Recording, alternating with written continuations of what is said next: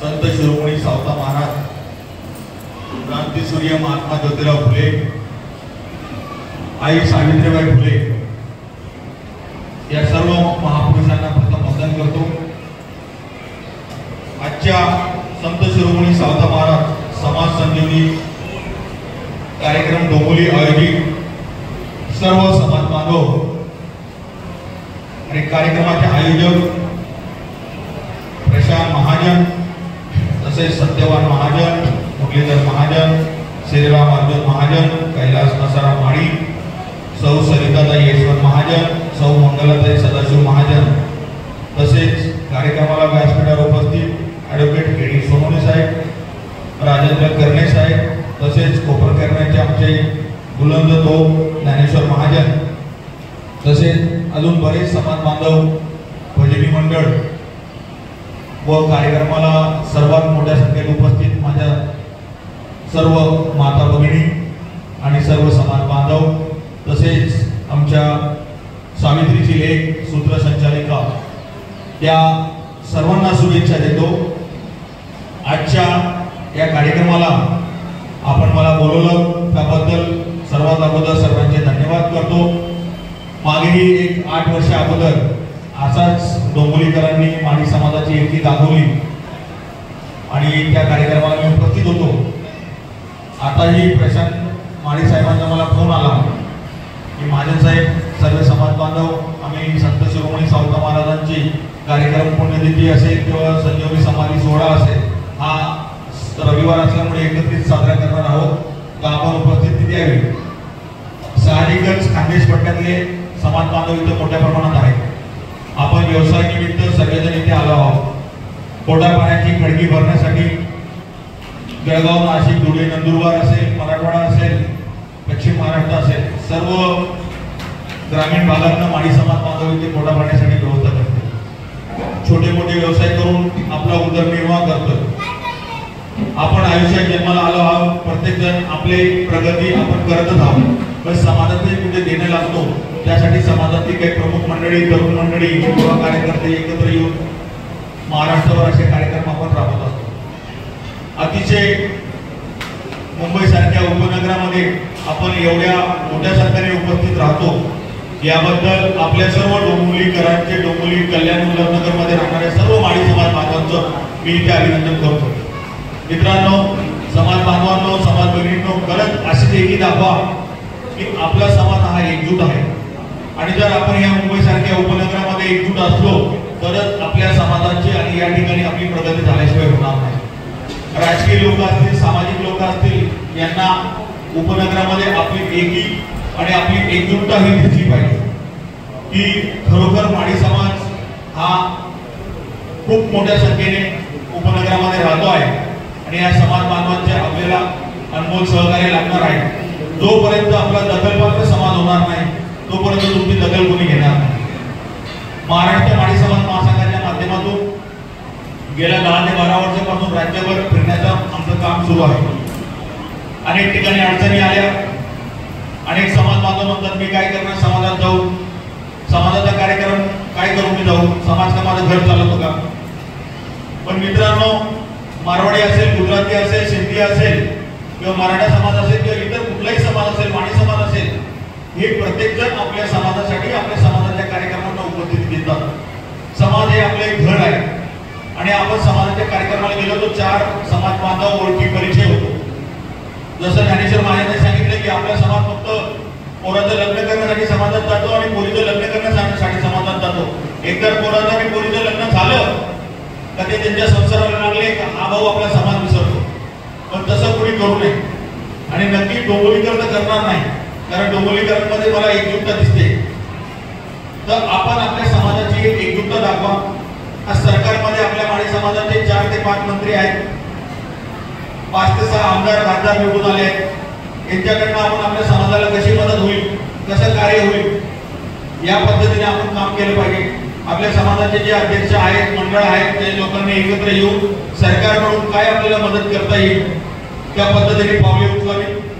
मी आता महाराष्ट्र माळी समाज महासंघाच्या माध्यमातून आता मी काम सुरू केलं आहे की जास्तीत जास्त महिला मंडळ जे आहेत, आपले महिला भगिनी जे आहेत, यांना एकत्रित करून की आपल्या महाराष्ट्रामध्ये जो आपला समाज आहे, ज्या ठिकाणी आपल्या महिला एकत्रित आहेत, त्यांच्यासाठी काही उद्योग, गृह उद्योग घेता येतील का, यासाठी आम्ही महाराष्ट्र माळी समाज महासंघाच्या या अधिकृत संघटनेच्या माध्यमातून प्रयत्न करत आहोत की जेणेकरून मुंबई सारख्या शहरामध्ये जे मोठे मोठे मल्टीनॅशनल कंपन्या आहेत, सरकारच्या लोकांची, समाज बांधवांची, आमदार खासदारांची मदत घेऊन त्या कंपनीच्या माध्यमातून महिलांसाठी काही गृह उद्योग आणता येईल का. उदाहरणार्थ लिंडन पापड आहे किंवा एखाद्या अशा मोठ्या काही गृह उद्योगसाठी काही कंपन्या आहेत, यांचं एखादी मोठं टेंडर घेऊन त्यामध्ये आपल्या समाज भगिनींना प्रत्येक गाव पातळीवर, तालुका पातळीवर काही एखादी छोटी एजन्सी देता येईल का, काही ताकद देता येईल का, यासाठी आम्ही प्रयत्न करत आहोत. पण नुसतं आमच्या एकट्या प्रयत्नाने होणार नाही, त्यासाठी तुमची एकजुटता पण दाखवावं लागेल. की ज्यावेळेस आम्हाला वाटेल की नाही आता माळी समाजाचे लोक एकत्र, खरोखर एकत्र येत आहेत, भगिनी एकत्र येत आहेत, तर यांच्यासाठी नक्कीच आपण काहीतरी केलं पाहिजे. तरुणांना, सुशिक्षित बेरोजगारांना काहीतरी कुठेतरी रोजगार उपलब्ध करण्यासाठी सरकारची मदत घेतली पाहिजे. सरकारमध्ये असलेल्या आपल्या समाजाच्या आमदार खासदार मंत्र्यांची मदत घेतली पाहिजे. यासाठी आम्ही महाराष्ट्र माळी समाज महासंघाच्या माध्यमातून प्रयत्न करणार आहोत आणि त्यासाठी आपली ही सर्वांची एक साथ हवी. आपल्या समाजाने या देशासाठी अनेक रत्न दिले आहेत. मित्रांनो, आपल्या समाजामध्ये सुशिक्षित वर्ग खूप आहे. कोणी अधिकारी आहे, कोणी ऍडव्होकेट आहे, कोणी उद्योग व्यवसाय करतं, कोणी IAS ऑफिसर आहे, कोणी. ह्या लोकांची आपण मदत देऊन कशा पद्धतीने मदत करता येईल, कशा पद्धतीने आपल्या समाजाला प्रगत करता येईल. आज आपण ग्रामीण भागात नाही आलो. आज कोणी गॅसचं काम करत आहे, कोणी भाजीपाला विकतंय, कोणी काय विकतंय. तर हा जो समाज आहे आपला, हा शेतीप्रधान देश आहे, हा राजकारणापासून खूप दूर आहे. माझ्या डोंबिवलीतल्या समाज बांधवांना इथे सांगतो, प्रत्येक जण कोणी कुठल्याही पक्षात काम करा, पण ज्यावेळेस आपल्या समाजाचा विषय येत असेल, मग कोणी शिवसेनेचा असेल, कोणी मनसेचा असेल, कोणी राष्ट्रवादीचा असेल, कोणी कुठल्याही पक्षाचा असेल, पण जेव्हा समाजाचा कार्यक्रम असेल तर सर्वांनी समाजाच्या कार्यक्रमामध्ये एक समाज बांधव म्हणून उपस्थित राहा. एक लक्षात घ्या, तुम्ही एकत्र आहे तोवर तुमच्या पक्षामध्ये पद आहे. जर तुमच्या पाठीमागे समाज नसणार, जर समाजाचे 4 लोक तुम्ही एकत्र करू शकत नसणार, तर राजकीय पक्षामध्ये सुद्धा तुमची दखल घेतली जाणार. ज्यावेळेस तुम्ही समाजाच्या कार्यक्रमात असाल तर 4-10 लोक, 4 कार्यकर्ते तुमच्या समाज माध्यमातून तुम्हाला जोडतील. मग तुम्ही तुमच्या पक्षामध्ये, ज्या पक्षामध्ये असेल त्या पक्षाचं नेतृत्व विचार करतं की नाही. जसं उदाहरणार्थ प्रशांत माळी आहे, श्रीराम माळी आहे, इतर कोणी आहे, जे लोक राजकारणात काम करत असतील त्यांनी समाजकारणात सक्रिय व्हा आणि जे फक्त समाजकारणात काम करत असतील त्यांना राजकारणात काम करणाऱ्या लोकांनी पाठिंबा द्या. जसे आता श्रीराम माळी साहेब त्यांनी मला सांगितलं की मला एक समाजात चांगलं काम करायचं आहे, मला राजकारणात जायचं नाहीये. असेही अनेक लोक आहेत. तर या लोकांना आपल्याला एकत्र घेऊन कसं काम करता येईल, कशी मदत करता येईल, समाजाचे जे तरुण आहेत त्यांना कशी मदत करता येईल. अनेक तरुणांना आपण शिक्षणासाठी मदत करावी, पण त्या तरुणांनीही समाजासाठी काहीतरी दिलं पाहिजे याची जाणीव त्याला आपण करून दिली पाहिजे. नुसतं घेण्याचं नको आपल्याला, त्यामुळे स्वार्थी समाज नको. आपल्या समाजामध्ये जी ओळख निर्माण होते की माळी समाज हा फक्त स्वार्थी समाज आहे, फक्त पोरापोरीचं लग्न करायचं असेल त्याला समाज आठवतो, शिक्षणाची शिष्यवृत्ती घ्यायची असेल त्याला समाज आठवतो. पण हे कुठेतरी पुस्तक गेलं पाहिजे. आपल्याला आपण काय आहोत, आपण मी समाजाचं काहीतरी देणं लागतोय, मला काय भेटेल. आता आम्ही महाराष्ट्रभर फिरतो, आम्हाला अनेक अनुभव येतात, अनेक समाज बांधव कुठल्याही समाजकारणात राहत नाही, कुठेही समाजकारणात येत नाही, पण कामं सांगताना खऱ्यावरून कामं सांगतात. मला हे टेंडर द्या, मला ते टेंडर द्या, मला हे करा, ते करा, ती मदत करा, असे बरेच लोक आहेत. पण अशा लोकांना दुर्लक्ष करून खरोखर समाजाचं कार्य करणाऱ्या लोकांना आपल्याला एकत्रित करावं लागेल, एकत्र व्हावं लागेल. आज डोंबिवलीचे एकत्र झाले, उद्या भिवंडीचे एकत्र होतील, त्यानंतर उल्हासनगर, कल्याण, बदलापूर, हा मुंबई उपनगरामध्ये जो समाज बांधव आहे, नवी मुंबई आहे, अंधेरी आहे. तर आपल्याला या ज्या प्रत्येकाच्या पॉकेटमध्ये जिथे जिथे काम करतोय या सर्वांना एकत्र घेऊन एक मोठा मेळावा आपल्याला कसा लावता येईल, कसं समाजाच्या लोकांना प्रबोधन करता येईल ते आपल्याला करावं लागतं. मग त्या ठिकाणी जर सर्व समाज बांधव एकत्र झाला उपनगर मधला, तर मग आपल्या समाजातले जे आपले पुढारी आहेत, राष्ट्रवादीमध्ये असतील, शिवसेनेत असतील, मनसेत असतील, या कुठल्या पक्षात असतील, जे मान्यवर आहे, जे लोकप्रतिनिधी आहेत, त्यांना आपण आमंत्रित करू आणि आपली जी उपनगरातली बेता आहे, जे अडी अडचणी प्रत्येक ठिकाणी काय काय अडी अडचणी येतात, कोणाला संत सावकामाळी भवन बांधायचे आहे, महात्मा ज्योतिबा फुले भाजी मंडी तयार करायची आहे किंवा काय करायचं आहे. तर मित्रांनो, ह्या आपल्या महापुरुषांचं ही वंश आणि हे नाव परंपरा आपली चालली पाहिजे. आपली रूढी परंपरा ही कायम ठेवली पाहिजे. आता प्रत्येक ठिकाणी लव्ह मॅरेजचं फॅट भरपूर आलेलं आहे, त्यामुळे ह्या लव्ह मॅरेजच्या फॅटसाठी आपल्या घरामध्ये आपल्या मुलींना, आपल्या समाजाच्या मुलींना, तरुण मुलांना आपल्याला प्रबोधन करण्याची गरज आहे. ठीक आहे, तरुण आहे, आकर्षण आहे, लव्ह मॅरेज केलं, पळून गेले, पण पुढे काय? कुठलीही लव्ह मॅरेज आज यशस्वी होत नाही, पुढे वाईट घटना होतात. त्यामुळे आपणही आपली मुलगी घेताना कमीत कमी कसे वादविवाद होतील, त्यामुळे आपल्या समाज बांधवांनी आपल्याला हा विचार करणं गरजेचं आहे. समाजामध्ये अनेक ठिकाणी घटस्फोटाचे प्रमाण मोठ्या प्रमाणात वाढले आहे. हे आपल्याला कशा प्रमाणात कमी करता येईल? हा म्हणेल मी त्याची जिरवेल, तो म्हणेल मी याची जिरवेल, माझी ही ओळखी ती ओळखी, ओळखी सर्वांच्या असतात. परंतु जेव्हा कौटुंबिक नातं आणि कौटुंबिक हे जेव्हा येतं, एक देवाणघेवाण येतं, तर यामध्ये राजकारण यायला नको, वादविवाद व्हायला नको.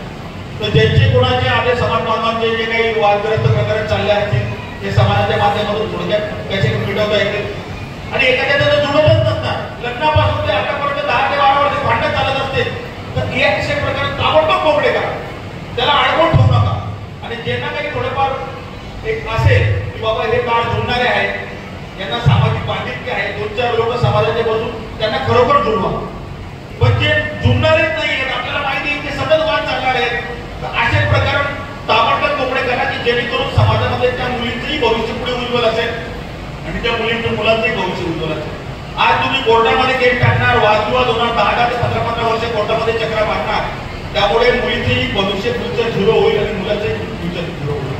त्यामुळे आपण आपल्या समाजामध्ये कमीत कमी वाद कसे होतील, कौटुंबिक विवाह चांगले चांगले कसे जोडतील आणि नातं लग्न समारंभ जुळवताना आकर्षित होऊ नका. तुम्ही ज्यांच्या कुटुंबाची माहिती घ्या, भावनेची माहिती घ्या, नातं बोलतो बघा. तर नातं बोलतो आपुलकी, प्रेम हेच महत्वाचं आहे. आजकाल सोशल मीडियाच्या जमान्यामध्ये अनेक लोक आकर्षण होतात, पण आकर्षण असताना आज जे प्रेम आहे, जे भावकीचं प्रेम आहे, जे बंधुत्वाचं प्रेम आहे, जे आपले आपसामध्ये गावामध्ये जे प्रेम आहे, ते प्रेम कुठेतरी विखरले गेलेले. त्यामुळे एखाद्याची मुलगी घेताना त्यांच्या भावकीची माहिती घ्या, त्यांच्या परिवाराची माहिती घ्या, कारण दिवसमान खराब आहे. आणि मुलींनाही माझ्या आजच्या कार्यक्रमाच्या माध्यमातून सांगणं की कमी अपेक्षा ठेवा.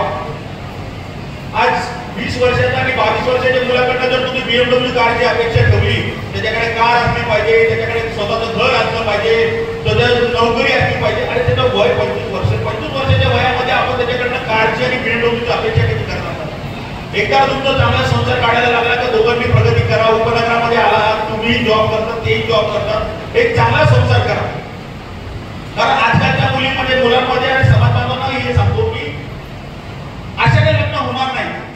मुलीचं शिक्षण करता करता तिची 26-27 वय ओलांडलंय, मुलाचं शिक्षण करता करता त्याचं 30 पर्यंत 28 पर्यंत तो जातोय. पुढची पिढी कशी तयार होणार? चांगलं स्थळ येते, चांगलं स्थळ येते, चांगला मुलगा येतो, चांगला मुलगा येतो, सरकारी नोकरीवाला पाहिजे, सरकारी नोकरीवाला पाहिजे.